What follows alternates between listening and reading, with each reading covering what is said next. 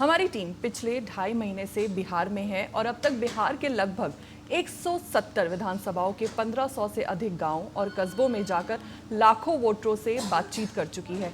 बिहार के दंगल में हम जानने की कोशिश कर रहे हैं कि आगामी विधानसभा चुनाव को लेकर बिहार की जनता के मन में है क्या। बिहार की जनता के लिए आगामी चुनाव में कौन से मुद्दे अहम हैं और जनता सरकार से कितना खुश है या फिर बिहार में बदलाव चाहती है। बिहार के दंगल में हम बात करेंगे आज तेघड़ा विधानसभा की 1991 में इस सीट का गठन हुआ था और 1967 में इस सीट का नाम बदलकर बरौनी विधानसभा रख दिया गया था और 9 बार इस सीट पर बरौनी विधानसभा के नाम पर चुनाव हुए हैं।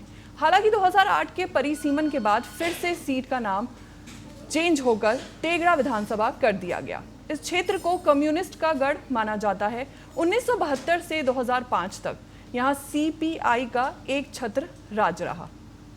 हालांकि 2010 में तेघड़ा विधानसभा बनने के बाद किसी दल को जनता ने स्थापित होने ही नहीं दिया। 2010 में बीजेपी, 2015 में आरजेडी और 2020 में सीपीआई के उम्मीदवार जीते।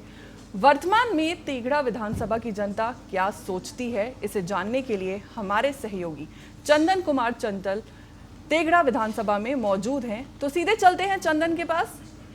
चंदन, आपसे जानना चाहेंगे कि चुनाव की चर्चा देखिए तेज है, तो लोग बदलाव के मूड में हैं या फिर पुरानी सरकार को ही एक बार और मौका देंगे।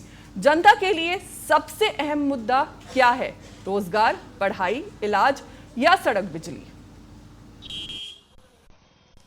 बिल्कुल आपको बता दें फौजिया कि आज हम तेघड़ा विधानसभा में हैं और तेघड़ा की जनता से जानने की कोशिश करेंगे आखिर तेघड़ा को अब तक क्या मिला, यहाँ कितना विकास हो गया। तमाम मुद्दे पर चर्चा करने के लिए आज टीएनपी न्यूज की जो टीम है आज तेघड़ा पहुंची है और टीएनपी न्यूज की टीम जो है पिछले 2.5 महीने से 243 विधानसभा की सर्वे कर रही है, जानने की कोशिश कर रही है कि आखिर कितना विकास हो पाया, यहाँ की जनता क्या सोचते हैं। तमाम मुद्दे पर चर्चा करने के लिए हमारे साथ देखेंगे तमाम जो पार्टी से जुड़े हुए लोग हैं वो यहाँ पर उपस्थित हैं। तमाम मुद्दे पर चर्चा करेंगे। जानने से पहले आपको बता दें कि यहाँ तेघड़ा की बात किया जाए तो तेघड़ा से अभी राम रतन सिंह सीपीआई के विधायक हैं। तमाम मुद्दे पर चर्चा करेंगे, शिक्षा, स्वास्थ्य, रोजगार, तमाम मुद्दे पर चर्चा करने के हमारे साथ लोग हैं।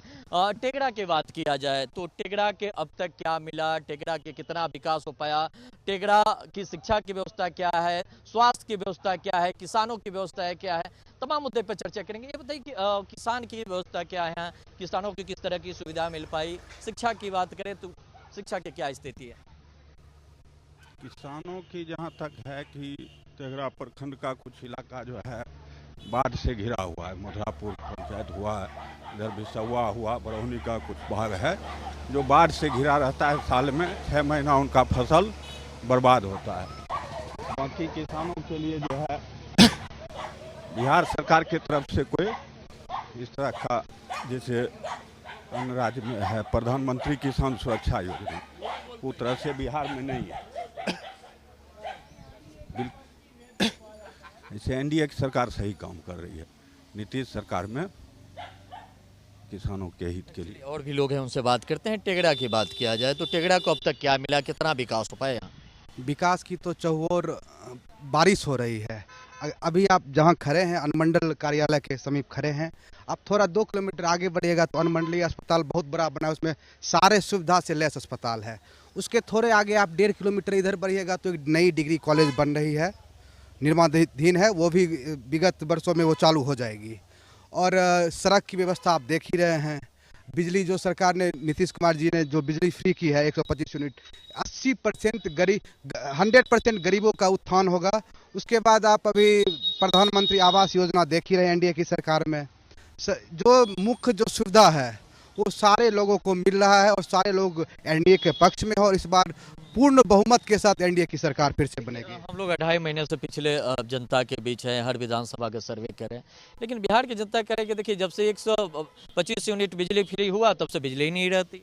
कहाँ नहीं रहती है? अभी आप जहाँ खड़े हैं तो 20 से 22 घंटे रहती है। अब कहीं तार टूट गया, पुराना तार है तो वो बिजली नहीं है तो वो उसमें कोई सरकार के आके खुद वो उसके लिए भी काम एक्टिव रहता है। 24 आवर्स मनोबल जो है बिजली विभाग में वो हमेशा तत्पर रहता है और एक मतलब घंटे आधे घंटे में वो बिजली चली जाती है। पहले तो ट्रांसफार्मर उड़ता था तो हम लोग बचे थे तो 2-2 महीने 3-3 महीने 6-6 महीने में पैरवी मंत्री विधायक से करके आता था। अब तो 1 दिन में लग रहा है। अब क्या विकास चाहिए? अब किन्हीं को नहीं दिख रहा है, उनके आंख में रतौंधी है, तो इसमें एनडीए का सरकार क्या करेगा? एक चीज और बताइए, बिहार में शराबबंदी कितना सफल है? शराबबंदी जहाँ तक सफल है, और जो अवैध कारोबार कर रहे हैं वो निरंतर जेल जा रहे हैं। आप देख रहे हैं, रोज न्यूज में आ रहा है कि आज यहाँ से इतने शराब पकड़े गए। अवैध करने वाले कुछ मानसिकता विपक्ष वाले लोग हैं जो अवैध करवा रहे हैं, तो वो उनके लिए जेल शरण बना हुआ है, थाना पुलिस बना हुआ है, वो जेल जा रहे हैं।